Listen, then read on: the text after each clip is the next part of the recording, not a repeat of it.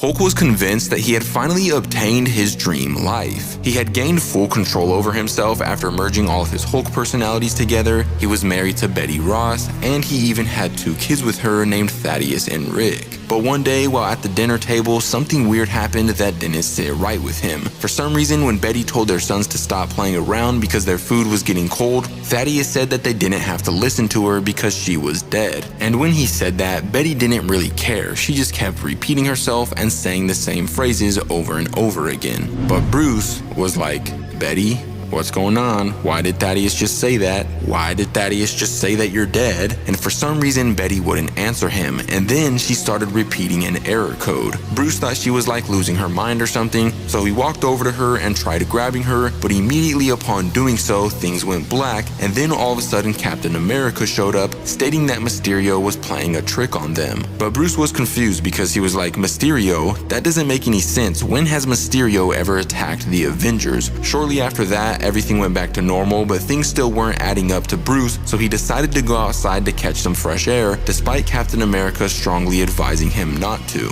But upon stepping out of the house, he wound up in some sort of circuitry control room place. And then yet again, everything went back to normal, but somehow Cap and the Avengers were standing right in front of him. So Bruce was like, "Okay, this doesn't make any sense. You were just behind me, Cap. How are you here now?" But Cap denied being behind him and then kind of tried making it seem like Bruce was going crazy, and eventually he got fed up with it, so he tried leaving again, but then Thor grabbed him by the wrist, demanding him to stay put. So Banner was forced to knock him back so that he would let go of him, but upon doing so, another weird thing happened. There wasn't any sound when he hit Thor, and usually there'd be some sort of thud or crunch. Unfortunately, he didn't have much time to think about it though, because the other Avengers started marching his way in order to restrain him. So he knocked all of them back with a massive thunderclap, but Vision was completely unaffected because he went intangible. So Vision walked all the way up to him until reaching straight into his mind and expressing that this was going to hurt. And Bruce tried resisting whatever he was trying to do, but Vision's power was just too much, and eventually it caused him to wake up, and that's when we realized that Hulk was actually a lot older and he had been strapped to a simulation for a very long time. But sadly, that's where this part comes to an end, but if you want to see what happens next, let me know in the comments down below.